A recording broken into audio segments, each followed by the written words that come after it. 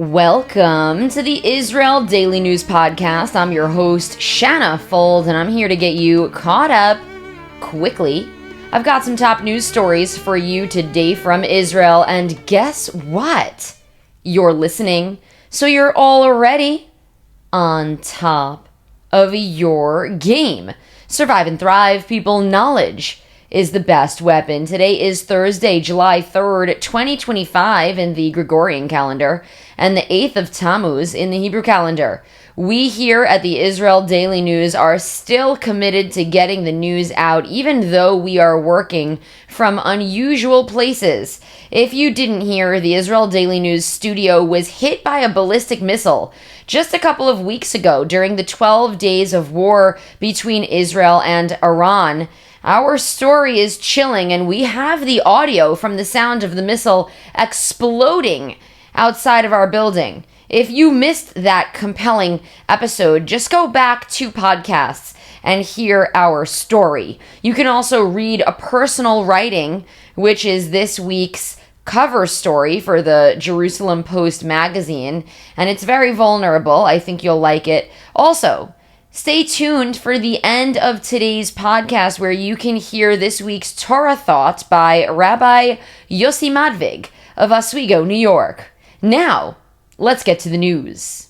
Prime Minister Binyamin Netanyahu is set to meet President Donald Trump at the White House next Monday to push for a ceasefire and hostage deal with Hamas to end the war in Gaza. This will be Netanyahu's 3rd visit since Trump's return to office, as the United States has recently intensified its involvement in Middle East regional affairs by striking Iranian nuclear sites itself and brokering a temporary ceasefire between Israel and Iran right after that. Trump suggested he is confident that a Gaza ceasefire could be achieved within the next week, while his administration continues close coordination with Israeli officials.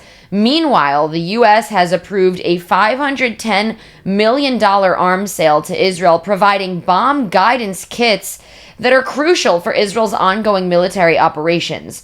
Trump has also publicly defended Netanyahu regarding his corruption trial, drawing criticism for interfering in Israel's internal affairs. Netanyahu is involved in a major trial over bribery, fraud, and breach of trust. The IDF and Shin Bet announced they have eliminated 2 Hamas terrorists responsible for a deadly attack in Khan Yunis on June 24th that claimed the lives of 7 IDF soldiers.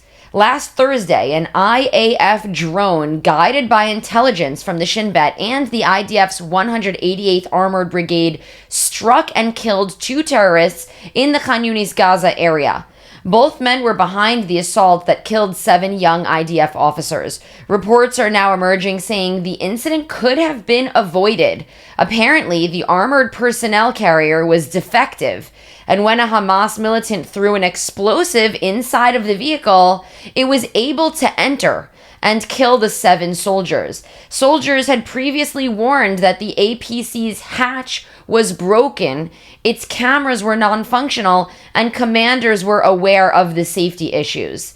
The deadly incident has sparked outrage amongst soldiers' families, who are demanding upgraded equipment and accountability from the army for what they call a preventable tragedy. Israeli Foreign Minister Gideon Saar announced plans to open a new embassy in Estonia and in its capital city, Tallinn, following his visit to the country. Following his meetings with Estonia's Prime Minister Kristen Michal and their foreign minister, Saar highlighted the country's cultural connection to Israel in digital innovation and their shared values, and said that the embassy would strengthen diplomatic ties between the 2 countries. Saar's trip also included visits to Lithuania and Latvia, which already have Israeli embassies. Freed American Israeli hostage Edan Alexander met President Trump and the First Lady at the White House Thursday to personally thank them for their role in securing his release. Alexander, who was held by Hamas for 584 days, told Trump that his captors treated him better after Trump's election victory in November. During their Oval Office meeting, Alexander urged Trump to continue working to free the remaining 50 hostages, many of whom are already understood to be dead. Trump responded with a quip suggesting Hamas was less intimidated by the previous administration. Alexander expressed hope that Trump could achieve another major breakthrough by securing a comprehensive hostage release deal. Alexander has since returned to his home in New Jersey. He's been in Israel serving in the IDF until he was kidnapped on October 7th and then spent all of the rest of his time in this region in tunnels in Gaza. A new snippet of a Hamas propaganda video from April featuring hostages Bar Kuperstein and Maxim Herkin have been approved for publishing by their families. The video also included snippets of pleas from other captives as well. The video opens with a clip featuring U.S. President Donald Trump saying, quote, "We want the hostages back," and then it cuts to clips of the hostages themselves. The two are sitting up against a wall, and Herkin, whose left hand is bandaged, says the two of them are, quote, "dead men walking," and that they, quote, "don't feel like human beings." Kuperstein only says please, and he appears to be appealing for his own release. Some of today's news bites have been powered by our partner, Bernie News Network, or BNN. For fast and precise updates, you can join BNN on WhatsApp and Telegram at their website, bernie.news. I want to thank all of you for your interest in Israeli affairs, Israeli politics, our world politics. I also want to thank all of you who personally finance and fund the Israel Daily News podcast with monthly contributions. You can support us with contributions by going over to our new website, israeldailynews.org, and clicking on donate. There's options for a one-time donation or a monthly. Our organization is operational thanks to listeners and supporters like you. Thank you to Marianne Vollinger for all of her support on a monthly basis. And thank you to all of you for your messages of support and your donations at this time while we work to continue our efforts without our studio and for getting funds to rebuild our studio once again. I built it by hand with the help of friends and contributors who were experts in the field. So it's going to be difficult, but we will rebuild. I'll send a handwritten thank you note to show my appreciation to anyone who contributes, but please make sure I have your address. Follow us on social media at israeldaily.news. We're on X, YouTube, TikTok, and on Instagram. Our page recently hit over 38,000 followers, and you can follow my personal page at Shanna Fold. My name has 2 N's in it, and I'm very sensitive about that. And now for a Torah thought by Rabbi Yossi Madvig of Oswego, New York. This week's Torah portion, called Hukat, and it begins by discussing the mitzvah of the red heifer. And this mitzvah was actually given for the sin of the spies that we spoke about a little while ago. And then it jumps ahead and we cover about 40 years, and it talks about the death of Miriam and Aaron, Moses' brother and sister, and the conquering of the lands of Sichon and Og.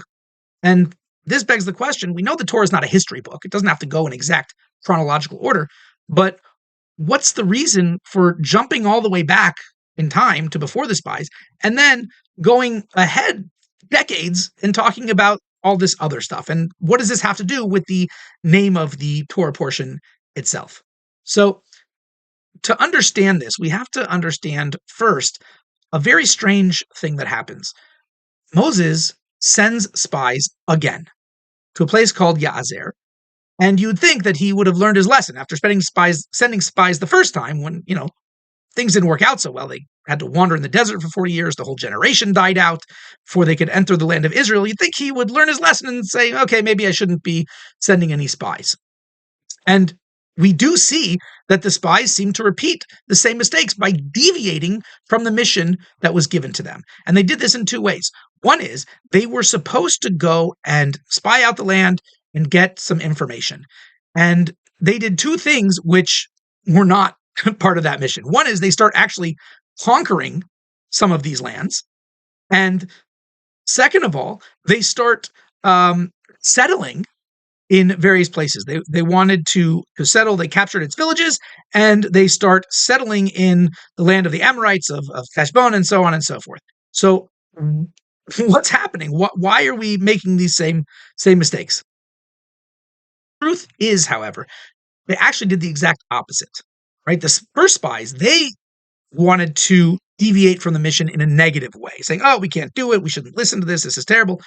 But the second spies actually were showing extra zeal, extra enthusiasm for their mission. Not only are we going to gather information, but we're going to start the process already. We're going to start conquering. We're going to do more, go beyond what we were initially commanded to do.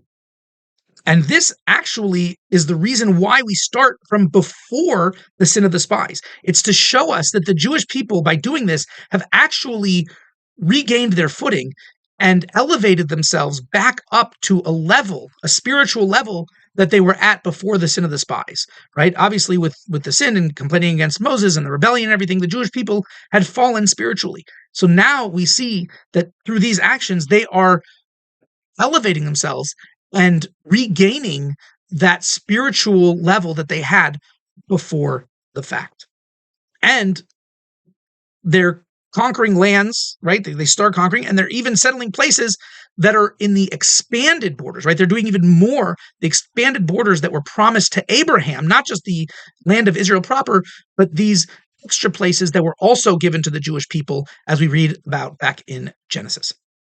And this is actually why it's called chukat, right? Chukat comes from the word chakika, which means like engraved. And we see here that the Jewish people are not just doing what they're told, but they're showing this extra excitement as if the command is engraved on them, permeates them all the way to their core, to the fact that they're doing even more and going above and beyond. And we also can do this, not by adding, God forbid, to the mitzvot, right? There's 613 mitzvot, no more, no less. And if you break it down into all of its details, there's even more than that. But we can do this. We can show this extra excitement and enthusiasm for the mitzvot by going above and beyond, doing a mitzvah, what's called behidur, in a more beautiful way, in a way that we go above and beyond. Maybe that means giving more charity. Maybe that means praying with more intention. Maybe that means going out of your way to do that extra step and help someone that's in need when it might be very difficult for you. And by doing that, we show that the Torah is not just something that we follow, but something that's engraved in us, something that permeates us to our core. Shabbat Shalom.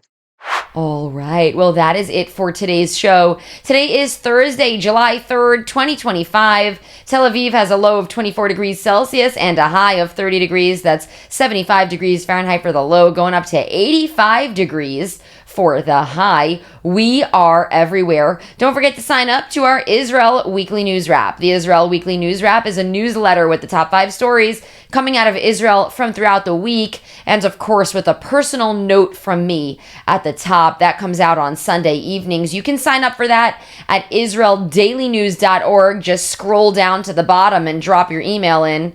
I'll send you off now with a song called Hayati by Ariella Zaitlin. She's a talented violinist living here in Israel. Enjoy her song and have a great and productive day and an excellent weekend. Shabbat Shalom, everyone.